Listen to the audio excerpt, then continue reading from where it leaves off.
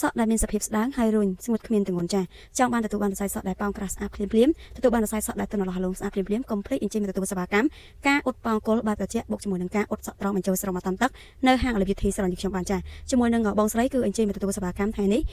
ជាមួយនឹងការអ៊ុតប៉ោងគល់បែបត្រជាក់បុកជាមួយនឹងការអ៊ុតសក់ត្រង់បញ្ចូលស្រោមតាមទឹកចាដោយសារតែសក់បងស្រីផ្នែកខាងគល់គឺស្ដើងខ្លាំងចាហើយសរសៃសក់វិញគឺស្អិតតែម្ដងចាហើយផ្នែកខាងក្រោមវិញគឺរួញសំពងគ្មានទម្ងន់តែម្ដងចាហើយសម្រាប់បងស្រីគឺគាត់ស្រឡាញ់សក់ដែលប៉ោងក្រាស់ស្អាតចាជាពិសេសគឺគាត់ចង់បានសរសៃសក់ដែលទន់រលោះរលោងស្អាតទៅណាមកណាគឺមិនចាំបាច់គៀបចាជាមួយនឹងបងស្រីថ្ងៃនេះគឺអញ្ជើញមកពីចម្ងាយតែម្ដងជាមួយនឹងការទទួលសេវាកម្មការអ៊ុតប៉ោងគល់បុកជាមួយនឹងការអ៊ុតសក់ត្រង់បញ្ចូលស្រោមតាមទឹកចាជាមួយនឹងការអ៊ុតប៉ោងគល់នេះដែរគឺយើងអ៊ុតបានគ្រប់ប្រភេទសរសៃសក់អ៊ុតបានគ្រប់វ័យតែម្ដងចាគឺមិនមានផលប៉ះពាល់ស្រឡាញ់ចង់បានប៉ោងក្រាស់បែបណាគឺធ្វើជូនបែបហ្នឹងតែម្ដងចាហើយជាមួយនឹងការអ៊ុតសក់ត្រង់បញ្ចូលស្រោមតាមទឹកនេះដែរគឺយើងប្រើប្រាស់ជាមួយនឹងទឹកថ្នាំបោះជប៉ុនដែលមិនមានក្លិនឈ្ងុយមិនមានក្លិនស្អុយមិនខូចសរសៃសក់ភ្ញៀវថែមទាំងទទួលបានសរសៃសក់ភ្ញៀវដែលត្រង់រលោះរលោងស្អាតត្រង់បានយូរតែម្ដងចាជាមួយនឹងសេវាកម្មការអ៊ុតប៉ោងគល់បុកជាមួយនឹងការអ៊ុតសក់ត្រង់បញ្ចូលស្រោមតាមទឹកនេះគឺយើងអ៊ុតភ្លាមត្រូវទឹកបានភ្លាមតែម្ដងចាអ៊ុតហើយភ្លាមគឺទទួលបានសរសៃសក់ប៉ោងក្រាស់និងទទួលបានសរសៃសក់ដែលទន់រលោះរលោងស្អាតតែម្ដងចាអញ្ចឹងគឺចំណាយពេលធ្វើតែម្ដងទទួលបានការស្អាតបានយូរស្អាតបាន10ឆ្នាំចាហើយជាមួយនឹងការអ៊ុតប៉ោងគល់គឺងាយស្រួលក្នុងការថែទាំតែម្ដងចាហើយបងដែលគាត់មានបញ្ហាសក់ស្ដាងសក់រៀបចំស្បែកក្បាលសក់រួញសក់ឆេះចាអាចជួយទទួលសេវាកម្មបាននៅហាង LVT ស្រឡាញ់ខ្ញុំចាជាមួយនឹងការ